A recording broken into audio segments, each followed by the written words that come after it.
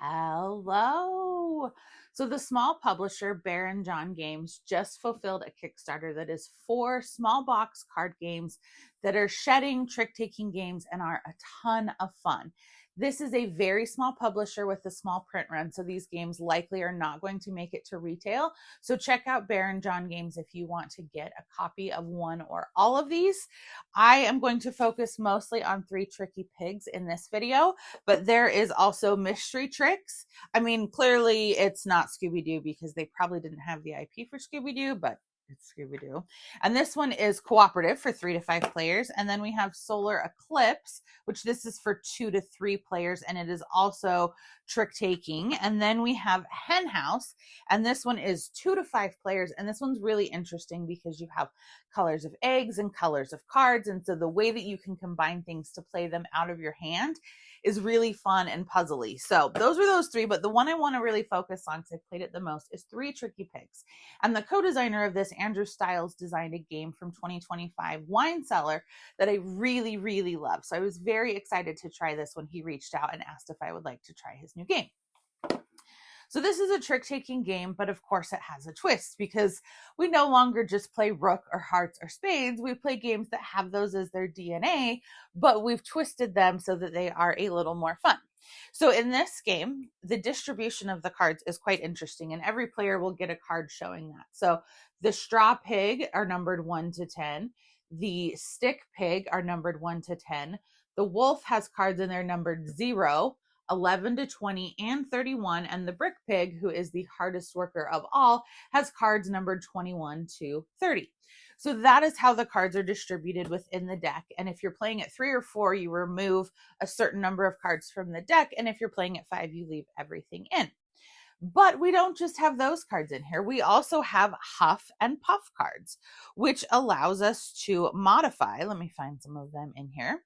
What is going on? So this Puff card allows me to add 3 to the value of my score. This Huff card allows me to add 4, and Huff and Puff both range from 1 to 4. Now you can play up to 1 Puff and 1 Huff on any card you play, and you can play one of each on your card. So you are dealt 12 cards, but because you're playing sometimes more than 1 card at a time, once one player runs out of cards, that's the end of the hand. So the hand can last anywhere between, usually on average, 6 to 10 rounds or tricks, and you're going to score 1 point for every trick you take. That's great. That seems really straightforward. No. So to start out, you know you have 12 cards, and you are going to bid how many cards you think you are going to take from 4 different options. You have sleep. This means you think you can take 0 cards. And it will get you 12 points in addition to the tricks you take.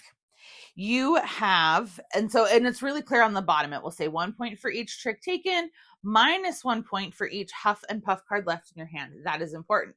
If those are left in your hand at the end of the game, you lose points for those.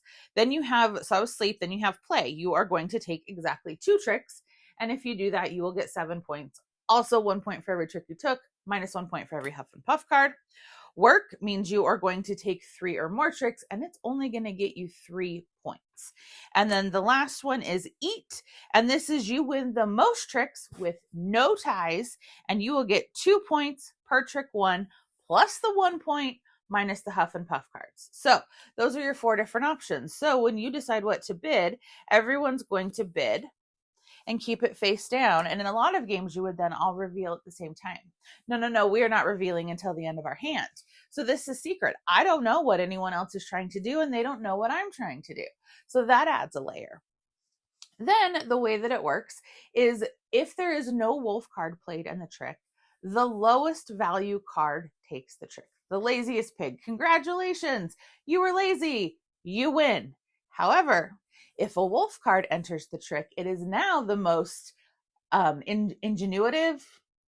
That's a hard word. I don't know what word I'm thinking of. It is now the strongest card that will take the trick, because if a wolf is there, you need to be protected from the wolf.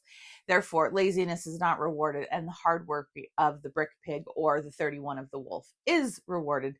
But remember, we can also modify cards with Huff and Puff. So stick or straw pigs could beat a low wolf card. Again, this sounds really complicated, but once you're playing it, it is very straightforward.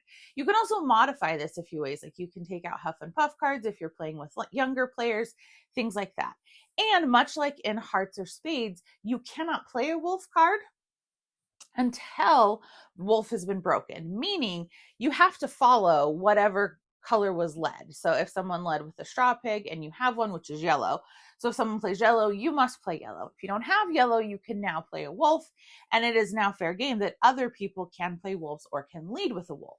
So it definitely has that like Hearts and Spades DNA, but it has some really fun twists into the way that the cards are numbered, and the fact that you have those Huff and Puff cards that you want to get rid of to avoid negative points, but it also means you don't know exactly how many rounds you are going to be playing of the game. So this is a great one. Like I said, it's 3 to 5 players. I love the secret bid when you reveal at the end, because you know if you're getting close to your bid or not, but you don't know what other people's bids are. So there's a lot of intrigue to it. It's a lot of fun. The artwork is really clever. I think the cards look great.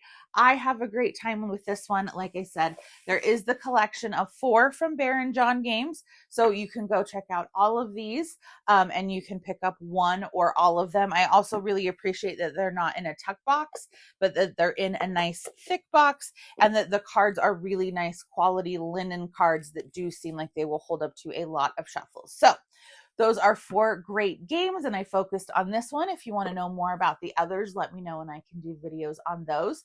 What are some of your favorite trick-taking or shedding games? Give me a like and a follow, and I'll keep bringing you more board game content.